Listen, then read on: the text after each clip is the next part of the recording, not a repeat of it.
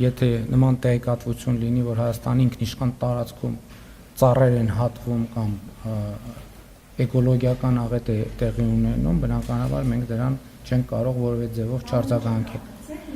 Գիտեք, ներողություն եմ խնդրում, բայց ես մամուլի ոչ բոլոր հրապարակումներն եմ կարդում, եւ ես համոզված եմ, որ եթե լիներ, որովհետեւ մամուլի հրապարակումներին որ հետևենք, մենք այսօր հիմա այստեղ չենք, այլ բոլորովին ուրիշ տեղերում։ Եթե լինեն մամուլի հրապարակումներ կամ տեղեկություններ, որոնք պատշաճ կլինի, որ վարչապետին զեկուցվի, այդ մասին կզեկուցվի։ Ինչ վերաբերվում է սահմանների հարցին, ելի ուզում եմ ընդգծել, որ Հայաստանը եւ Ադրբեջանը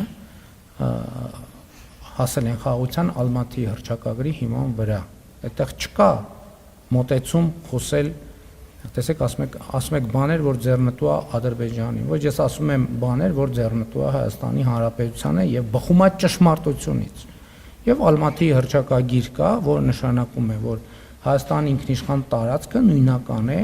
Հայկական խորհրդային սոցիալիստական հանրապետության տարածքի հետ եւ Ադրբեջանի տարածքը նույնական է ադրբեջանական խորհրդային սոցիալիստական հանրապետության տարածքի հետ։ Այդ տարածքները հայտնի են եւ երբ որ ասում եք դուք չգիտեք ինչ տարածքների մասին է, որ այս տրամաբանությամբ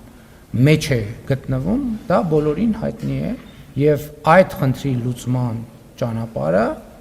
սահմանազատումն է, որովհետեւ սահմանազատման հետ կապված մենք ունենք նաև ինստիտուցիոնալ եւ Հայաստանում եւ Ադրբեջանում բարձրագույն իրավական ուժ ունեցող փաստաթուղթ։ Խոսքը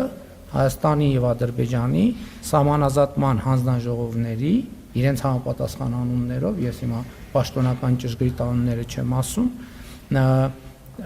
համատեղ գործունեության կանոնակարգ եւ այդ գործընթացում բոլոր խնդիրները կլուծվեն։